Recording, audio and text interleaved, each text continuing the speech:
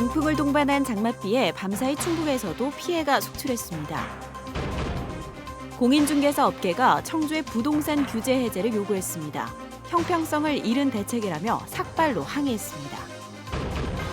4.15 총선 과정에서 부정선거 의혹을 받는 더불어민주당 정정순 국회의원 측 선거 관련자 2명이 구속됐습니다.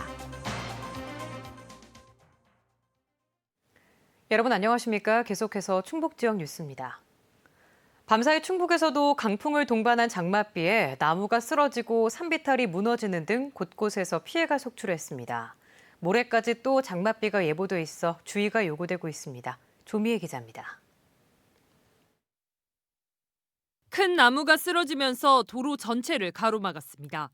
출동한 119 구조대원들이 전기톱을 들고 수습하려 안간힘을 쓰지만 워낙 나무가 커 역부족입니다. 밤새 내린 비로 산비탈 나무가 아예 뽑힌 곳도 있습니다.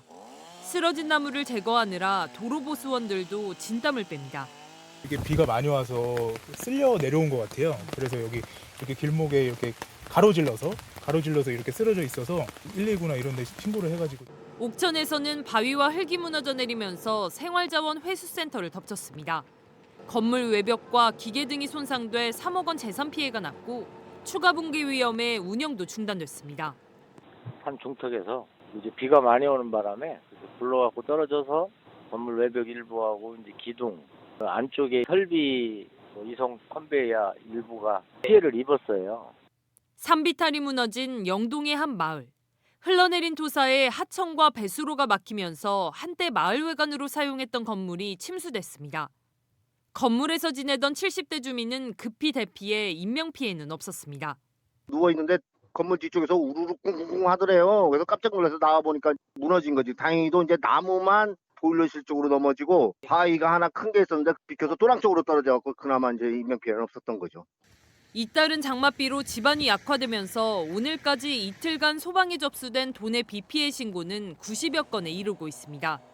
청주 기상지청은 모레까지 도내에 최대 50mm 비가 더 내리겠다며 시설물 관리와 안전 확보를 당부했습니다.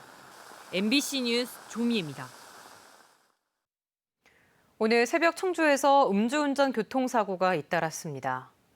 오늘 오전 3시 25분쯤 청주시 내덕동에서 승용차가 택시를 들이받아 택시 기사가 숨졌습니다. 승용차 운전자는 혈중 알코올 농도 0.136% 상태로 운전을 한 것으로 드러났습니다. 이에 앞서 오전 3시 10분쯤에는 청주시 가경동에서 승용차와 택시가 충돌해 택시 기사와 승객 1명이 다쳤습니다. 승용차 운전자의 혈중 알코올 농도는 면허 취소 수치인 0.149% 상태였습니다. 청주 대부분 지역이 부동산 규제에 묶인 지 한 달여 만에 해제를 요구하는 집단 행동이 시작됐습니다. 거래 절벽으로 당장 생계가 막막해진 공인중개사들이 가장 먼저 나섰습니다. 심충만 기자입니다. 청주 부동산 규제에 반대하는 수백 명의 군중이 머리띠를 두르고 나왔습니다. 가두행진을 통해 충북도청과 청주시청까지 집회가 이어졌고 일부는 삭발까지 하며 강한 항의의 뜻을 드러냈습니다. 고정 대상 지역 지정을 즉각 해제하라.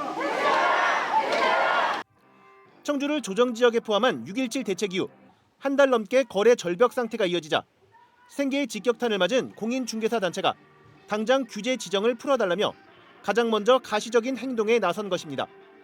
부동산 정책 실패에 우리 중개업자는 아사 직전입니다. 주최 측은 단기 폭등한 몇몇 아파트 때문에 청주 대부분을 서둘러 규제한 건 타 시도에 대한 역차별이자 재산권 침해라며 시민들의 동참을 호소하기도 했습니다. 이 때문에 참석자들은 시청을 등진 채 시민들이 오가는 대로를 향해 피켓을 들고 구호를 외치기도 했습니다. 일부만 했는데 전체 숲을 보지 않고 나무만 보고 이렇게 조정지역 대상지역으로 지정하는 것은 절대 부당한 처사로 생각합니다. 빨리 해제됩니다. 이거. 무심코 지나던 시민이 집회 대열에 서기도 했습니다.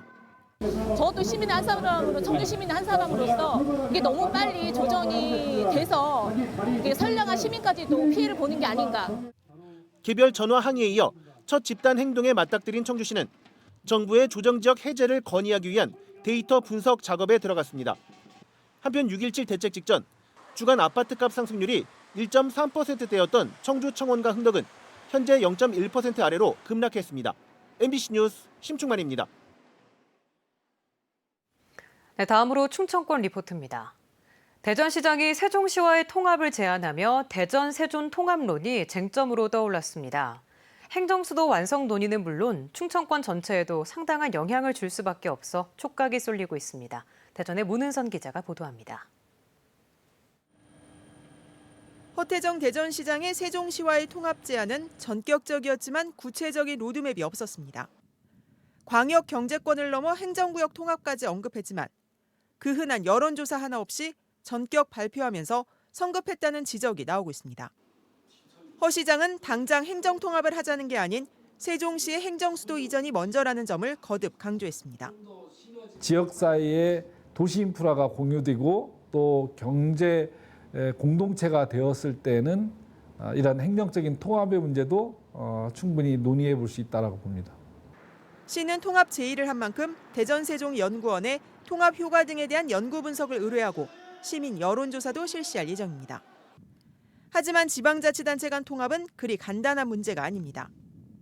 경남 마산 진해와 합쳐 통합 창원시가 출범한 지 10년이 됐지만 인구는 오히려 5만 명가량 줄었습니다. 창원의 지역 내 총생산, GRDP 역시 감소하는 등 통합 당시 기대했던 규모의 경제 효과조차 의문시되고 있어 막연한 청사진만으론 여론을 설득하기 어렵습니다. 이미 통합에 합의한 전남 목포시와 신안군도 앞서 6번 실패하고 7번째 통합을 추진할 만큼 도시 간 통합은 쉽지 않습니다. 무엇보다 시민사회, 특히 세종시 여론이 호의적이지 않습니다. 그 행정중심 복합도시, 강역도시 계획에 따라서 세종을 중심으로 한 그 충청권 신행정수도권을 형성하는 것이 기본 철학이라는 점에서 지금의 통합 주장은 적절하지 않다고 생각을 하고 있습니다. 현재로선 통합에 대한 기대감 조성보단 왜 통합을 해야 하는지 그 당위성과 필요성에 대한 체계적인 접근이 더 필요해 보입니다. MBC 뉴스 문은선입니다. 지금까지 충북 지역 뉴스였습니다. 계속해서 스포츠 뉴스를 보내드립니다. 고맙습니다.